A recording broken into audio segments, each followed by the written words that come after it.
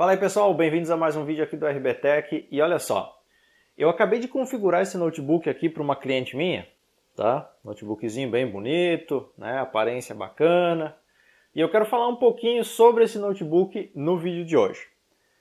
Esse vídeo não é um review, não é uma análise, tá? Eu não fiz isso, eu não avaliei todos os pontos, todos os aspectos, eu simplesmente quero passar para você a minha percepção de uso, as coisas que eu vi usando esse notebook durante o período de configuração para ajudar você que está em busca, talvez, de um aparelho como esse para comprar, para decidir entre comprar ou não o aparelho em questão. Então você não está em um review, você não está em uma análise, você está em um vídeo de opinião, onde eu vou falar a minha experiência de uso dessa máquina e relatar aquilo que eu achei bom e ruim durante o tempo que eu utilizei esse aparelho. Bom, a primeira coisa, o primeiro ponto extremamente positivo foi quando eu tirei ele da pastinha onde ele veio, porque é um notebook fino, é um notebook com acabamento bonito, fosco, que não fica marcas de dedos, tá? Ele é bem fininho, bem compacto.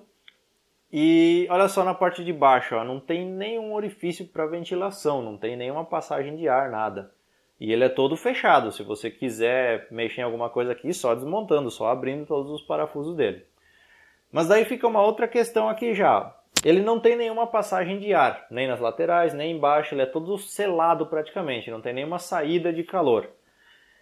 E isso por si só já diz uma coisa sobre esse aparelho aqui, ó. Não espere desempenho de uma máquina dessas.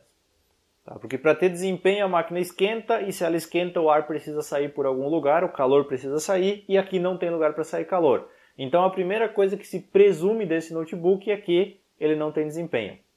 Aliás, eu vou chamar de notebook durante o vídeo todo porque é mais simples.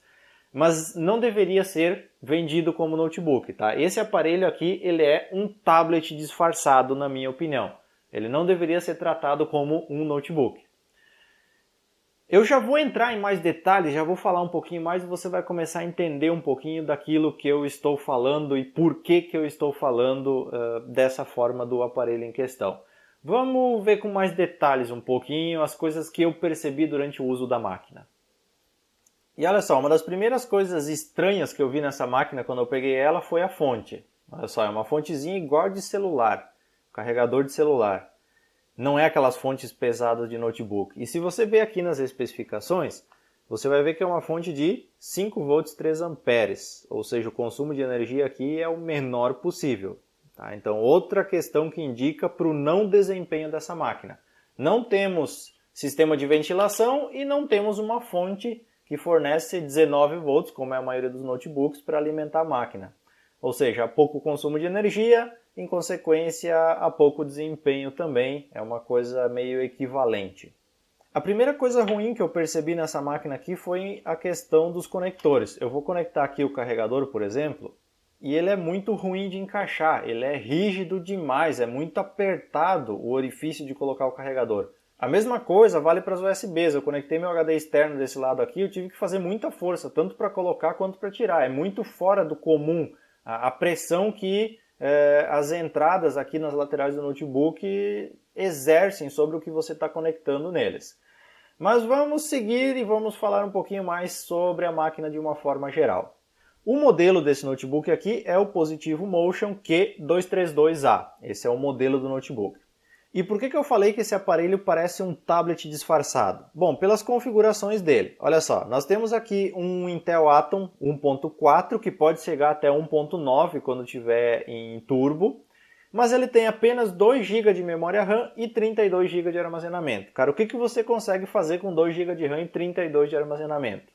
Vamos a alguns fatos. Vou tentar abrir algumas coisas aqui para você poder visualizar. Eu não sei se vai pegar foco no vídeo, mas enfim, eu vou fazer de uma forma mais simplificada aqui só para você acompanhar. Eu tenho aqui o sistema operacional instalado, alguns aplicativos básicos já, e daqueles 32 GB de teoria, na verdade 28,5 na prática por causa daquelas conversões dos bytes e tudo mais. Então eu tenho 28,5 aqui de armazenamento no total. Deve ser uma memória flash, não fui atrás de descobrir o que é, na verdade, de que forma é feito o armazenamento. Então está usado aqui 16,9 e tem 11,6 livre desse espaço. Se eu deixar o Windows Update ativado nessa máquina aqui, em 6 meses eu não tenho mais espaço aqui só com as atualizações do sistema operacional. Esse é o primeiro ponto bem negativo. Então não tem armazenamento suficiente para ser usado como notebook. Tá? Não vai ter como, não vai funcionar.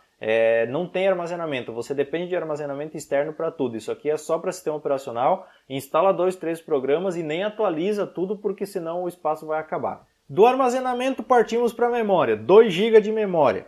Hoje isso não é mais aceitável em uma máquina. Montar uma máquina com menos de 8 GB hoje, assim, 4 já é pouco. 8 é o ideal atualmente para o padrão de software que a gente tem no mercado. Então 4, 8 GB seria o mínimo. Aqui nós temos 2. O que acontece? Aqui o sistema operacional sozinho, eu carreguei o sistema operacional, liguei a máquina, ele está usando 1,1 GB de memória. Só que daí tem um porém, 2 GB sobra 1,8 porque 200 é utilizado para o vídeo compartilhado, para o vídeo integrado. Então eu tenho 1,8 disponível, né? 1,1 fica para o sistema operacional e sobram 700 MB para utilizar com aplicativos. Então é muito pouca memória RAM para você utilizar esse aparelho como notebook. Multitarefa aqui você pode esquecer. Já vimos armazenamento, falamos da memória, agora vem o processador. Tudo bem, é um Intel Atom, quad-core, 1.4, tem turbo de 1.9 e tudo mais. Na prática, o que isso quer dizer? Quer dizer que se você botar 2 processamentos médios lado a lado, ele já vai engasgar e vai começar a travar. Eu estava fazendo 2 instalações simultâneas, uma instalação do Microsoft Office e a outra instalação do VLC Media Player e a máquina já estava travando. Eu tive que cancelar uma das instalações para conseguir destravar a máquina e continuar fazendo as instalações uma por uma depois porque ela já não aguentou mais o processamento.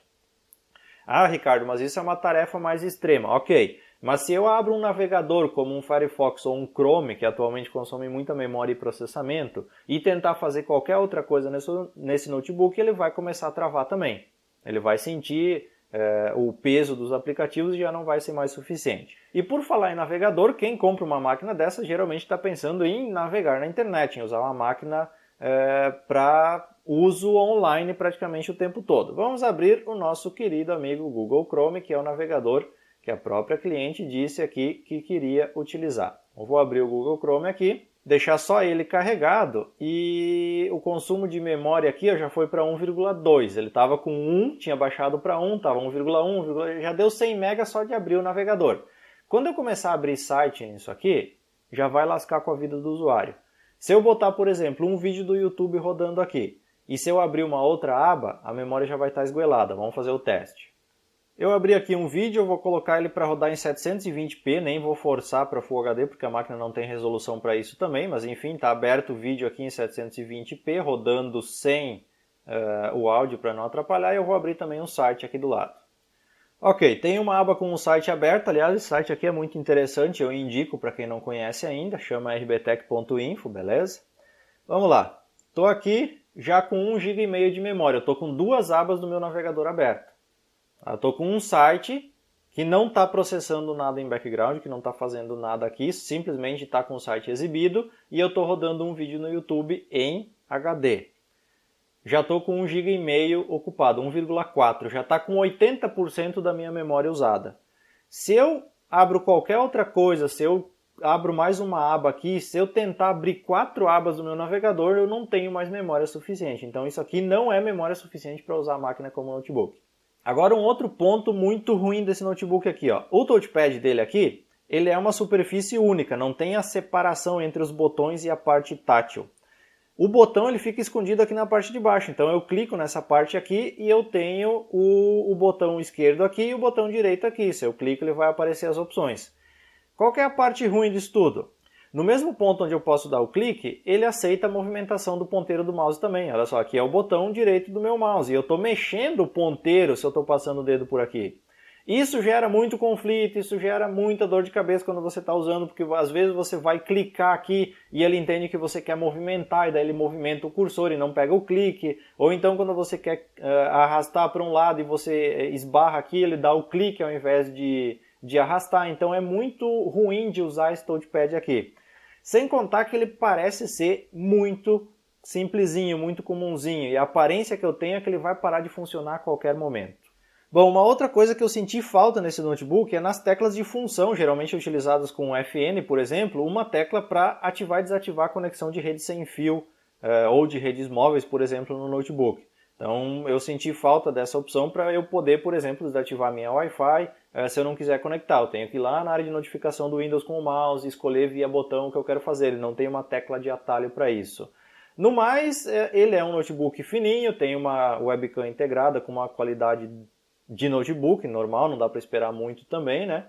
Mas ele tem um teclado bom de digitar, ele tem um tamanho adequado, é leve, é bonito, tem um acabamento bem feito, mas no quesito configuração, esquece que você não vai receber configuração.